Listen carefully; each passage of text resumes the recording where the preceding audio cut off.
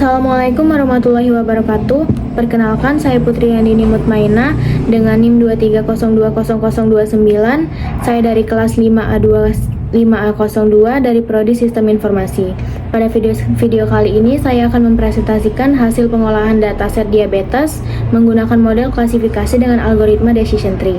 Dataset yang digunakan adalah dataset diabetes dengan total 768 data dan 9 kolom. Kolom terakhir yaitu luaran merupakan target klasifikasi, di mana nilai 0 menunjukkan tidak diabetes dan nilai 1 menunjukkan diabetes. Sedangkan 8 kolom lainnya merupakan fitur, yaitu jumlah kehamilan, glukosa, tekanan darah, ketebalan kulit, insulin, BMI, persentase diabetes, dan umur. Pada tahap awal, diabetes ditampilkan dalam bentuk tabel menggunakan data titik head untuk melihat 5 baris pertama, kemudian data titik info untuk melihat struktur data, dan data describe untuk melihat statistik deskriptif. Setelah memahami dataset, langkah berikutnya adalah memisahkan fitur dan target.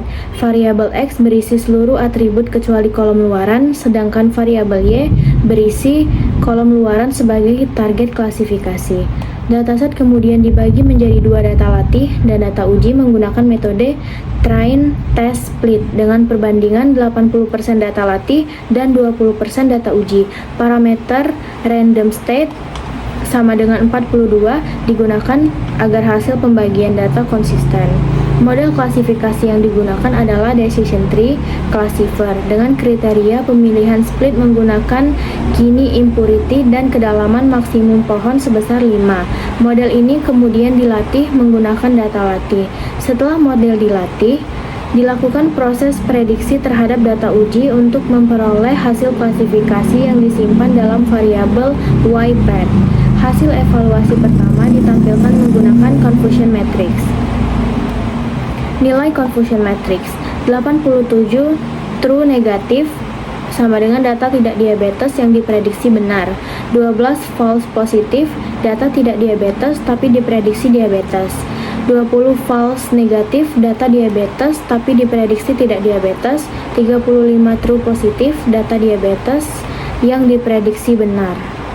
Confusion matrix ini juga ditampilkan dalam bentuk grafik untuk memudahkan visualisasi hasil klasifikasi. Selanjutnya ditampilkan classification report yang berisi nilai precision, recall, dan F1 score. Hasil utama, kelas 0 yang berarti tidak diabetes, precision 0,81, recall 0,88, F1 score 0,84.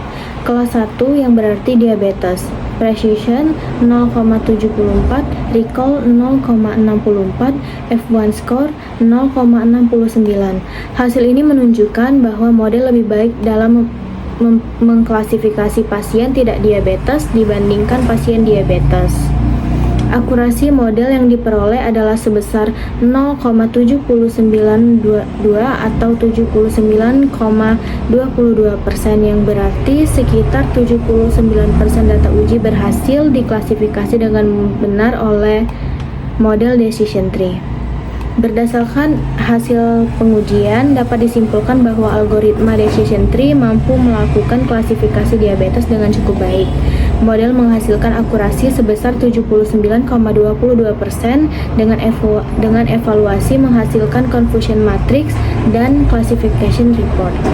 Demikian presentasi dari hasil klasifikasi diabetes menggunakan algoritma decision tree.